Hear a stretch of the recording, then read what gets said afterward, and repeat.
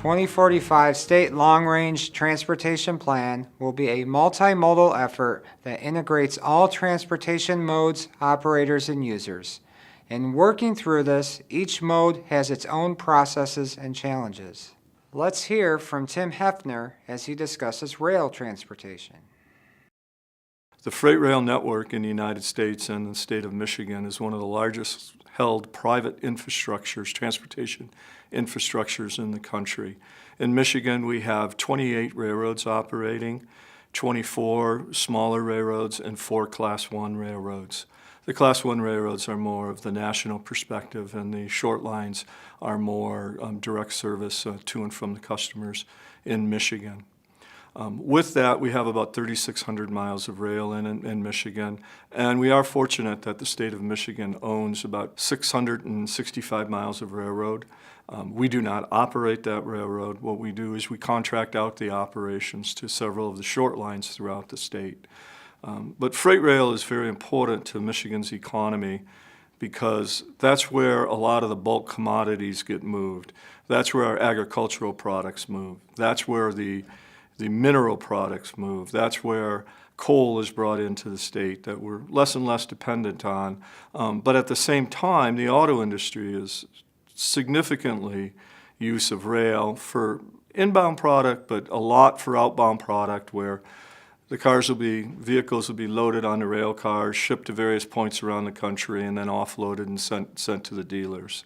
So rail is very important to Michigan.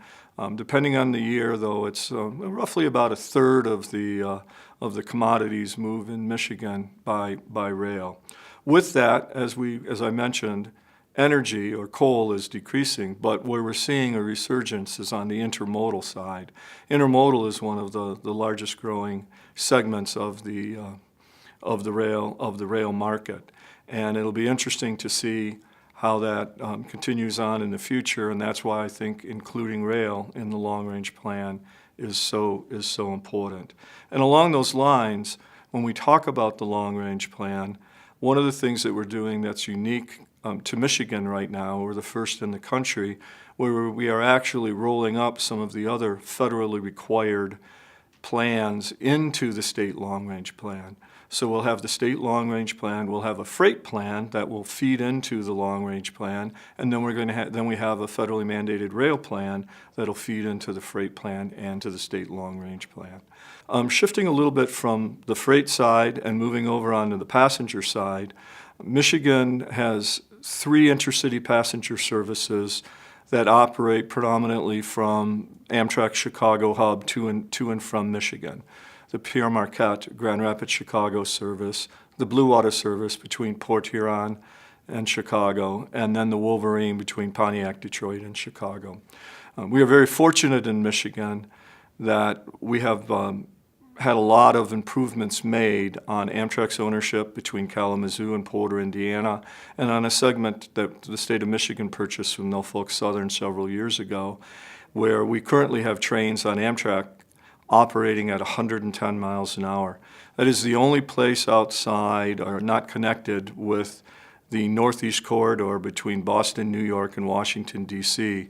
today, where trains are routinely going at 110 miles an hour.